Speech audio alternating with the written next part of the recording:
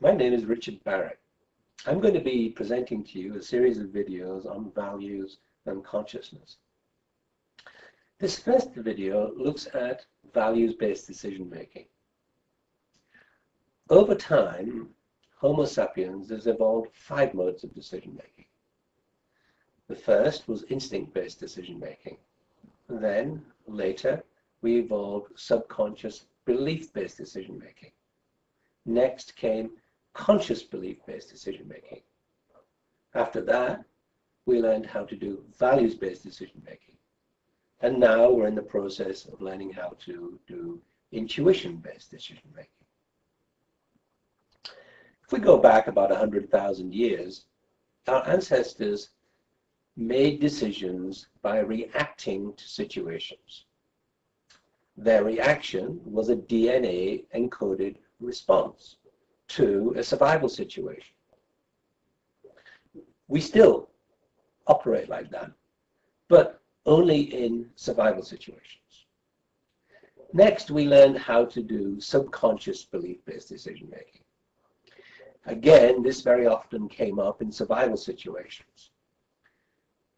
As we were young, we learned from our parents and from the culture in which we were brought up how to respond or react to situations.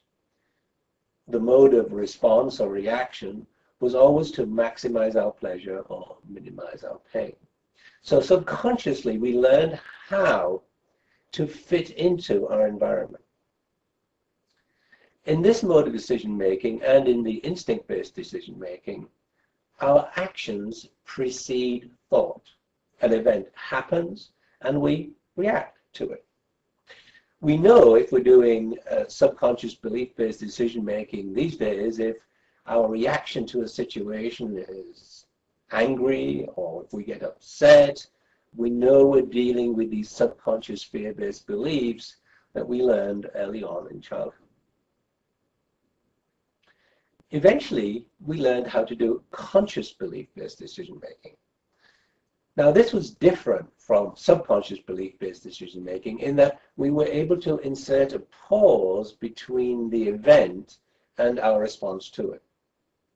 This pause allowed us to think and rationalize the situation. It allowed us to study the situation and respond in a way that would allow us to get what we wanted from the situation based on our belief about the situation. Much more recently, we've evolved a new way of making decisions. I call it values-based decision-making. Values-based decision-making is different from the 3 previous modes of decision-making. In the 3 previous modes, we're dealing with information from the past. We are reacting or responding with beliefs that we've learned subconsciously or consciously. In values-based decision-making, we divorce ourselves from the past and we choose which value we want to use to respond to a situation. Effectively, we're consciously creating the future we want to experience. By, for example, choosing the value trust when a situation comes up, we are actively creating a future built on trust. But this was not the last mode of decision-making that we learned. There's a new mode of decision-making called intuition-based decision-making. In this mode of decision-making, we divorce ourselves from the past, we separate ourselves from the future, and we get in touch with the deep knowing that is within us. Carl Jung called it the collective unconscious. We automatically understand what needs to be done in a situation. It's not a reaction. It's a considered response that comes with knowingness. It's almost as if we know what wants to emerge and our decision is made in order to allow what wants to emerge to come forth. This is called intuition-based decision-making. Right now, most of the world is still using instinct-based decision-making, subconscious belief-based decision-making, and conscious belief-based decision-making. This values-based decision-making is quite new. And intuition-based decision-making is practiced by very few. But as we, as a species or as a race, continue to evolve, we will all be able to do values-based decision-making and intuition-based decision-making. Now, why is this important? Well, it's important for many reasons, but the most important reason is that if we are going to build a democratic world, we have to move to values-based decision-making. Let me give you an example. Right now in Iraq, we've got 3 tribes that are involved in belief-based decision-making.